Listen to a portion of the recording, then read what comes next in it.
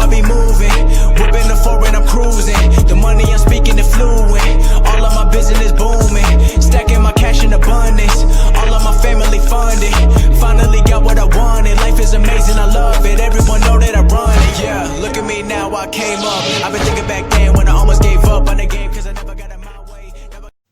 Yo les postos, c'est Sacha, bienvenue dans cette nouvelle vidéo Mercato. On commence avec Adama Traoré, auteur d'une magnifique saison à Wolverhampton. Adama Traoré est dans le viseur de la plupart des cadors anglais et Jorge Mendes pourrait bien se charger de la transaction. Adama Traoré, révélation de la saison en Première Ligue, suscite l'intérêt de nombreux clubs anglais et non des moindres. City, Liverpool et United seraient déjà positionnés sur ce dossier, tandis que le Bayern de Munich a également un coup à jouer. Sous contrat avec les Wolves jusqu'en 2023, Adama Traoré pourrait donc animer le marché des transferts et un homme serait entré dans les négociations. Jorge Mendes, l'agent portugais très implanté à Wolverhampton, aurait pris en main ce transfert, tout comme celui de Ruben Neves, dont il est le représentant et qui plaît grandement à Tottenham. Donc vous savez que Wolverhampton est aussi intéressé par Idrissa Gueye, donc on va en parler plus tard sur ce dossier.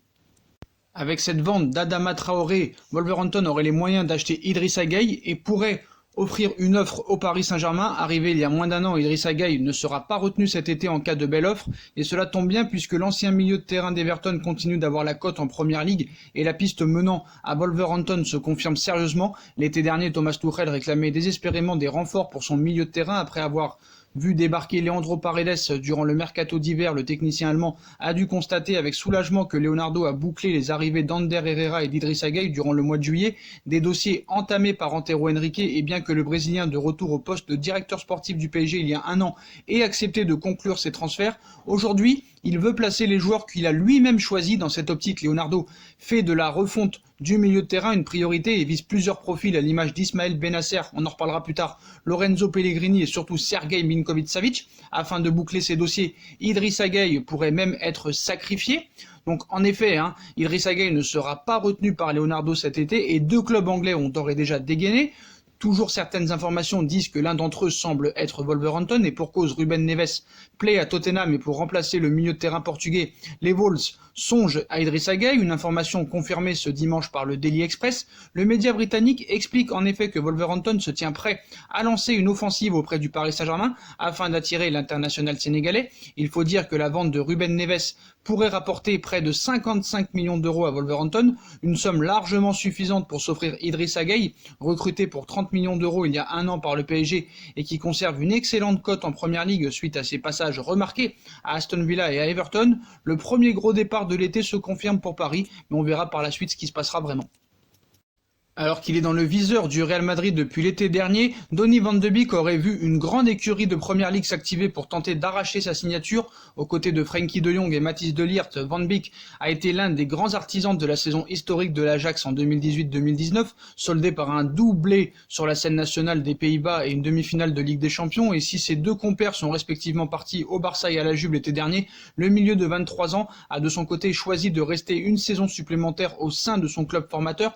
Cependant, l'été 2020 devrait sonner le grand départ de Donny van de Beek, lui qui était déjà prêt il y a un an à franchir le pas en rejoignant un club d'envergure. Ciblé par le Real Madrid l'été passé, l'international néerlandais est toujours dans les plans des merengues. Zinedine Zidane, qui le voit comme un plan B à Paul Pogba, a lui-même appelé le joueur pour lui faire part de son intérêt et échanger avec lui, tandis qu'il figure également sur les tablettes d'Everton et de Newcastle. Seulement voilà, les Toffees et les Magpies pourraient bien ne pas être les deux seules écuries de Première Ligue intéressées par la perspective d'accueillir Donny van de Beek. En effet, d'après les informations de Nicolo Schira, Manchester United serait également entré dans la course à la signature du milieu de terrain de l'Ajax. Les pensionnaires d'Old Trafford seraient même passés à l'action de manière concrète en ouvrant des discussions avec ses représentants. Reste à savoir si cette tentative des Red Devils s'avéra fructueuse, Donny van de Beek n'ayant jamais caché qu'il était très flatté de l'intérêt du Real Madrid à son égard. Affaire à suivre. Et on passe à l'information principale de la vidéo et de la journée du côté du recrutement du Paris Saint-Germain. Le Paris Saint-Germain dégaine une deuxième offre pour Benasser, c'est officiel et c'est une exclue. Après avoir vu le Milan AC repousser une première offre avoisinant les 30 millions d'euros, le PSG a décidé de répliquer en transmettant une nouvelle proposition au club lombard afin de devancer la concurrence. C'est le chantier du moment dans l'esprit de Leonardo. Le directeur sportif du PSG cherche à densifier le milieu de terrain et se montre très actif en coulisses. Ainsi, comme révélé il y a quelques jours, Sergej Milinkovic-Savic est la grande priorité du dirigeant brésilien qui ne désespère pas d'attirer 2 joueurs à ce poste. Et l'autre piste active mène à Ismaël Bennacer qui a déjà fait l'objet d'une première offre du PSG à hauteur de 30 millions d'euros d'après la presse italienne. Mais cette proposition a été repoussée par le Milan AC. Le PSG offre 40 millions d'euros au Milan AC pour Bennacer. Cependant, Leonardo n'a pas l'intention d'en rester là. Selon la presse italienne, le PSG est ainsi revenu à la charge auprès du Milan AC après une offre revue à la hausse. Cette fois-ci, les Parisiens ont dégainé une offre d'un montant global de 40 millions d'euros, une somme qui se rapproche petit à petit des exigences du club lombard. Il faut dire que Leonardo a bien conscience de la concurrence qui s'organise autour d'Ismaël Bennacer, puisque Manchester City est également très intéressé par le profil de l'international algérien.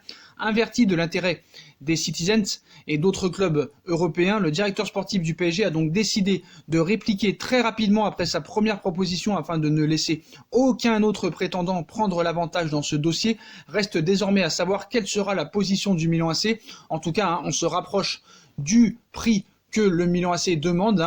Je pense que maintenant Ismaël Bennacer est très proche du Paris Saint-Germain. Leonardo le veut. Bennacer, lui, est très intéressé par le projet du Paris Saint-Germain et a ainsi aussi dit sa volonté de venir au Paris Saint-Germain, en tout cas en interne. Donc voilà, tous les feux sont au vert pour que Bennacer arrive au Paris Saint-Germain. Est-ce que Paris arrivera à faire le coup double avec Savic et Bennacer, peut-être en vendant Idrissa Gueye et Julian Draxler? Donc voilà, c'est tout à fait possible, mais en tout cas, c'est l'information principale de la journée. Paris dégaine une deuxième offre de 40 millions d'euros pour s'attacher les services du milieu de terrain du Milan AC, Ismaël Bennacer. Voilà les postos, voilà pour les dernières infos chaudes du mercato de cette journée. N'hésitez pas à me dire en commentaire ce que vous en pensez. Je compte sur vous pour bombarder la barre de like. On like, on partage, on commente, on s'abonne, on active la petite cloche pour être tenu au courant en direct des vidéos mercato qui vont sortir à n'importe quelle heure.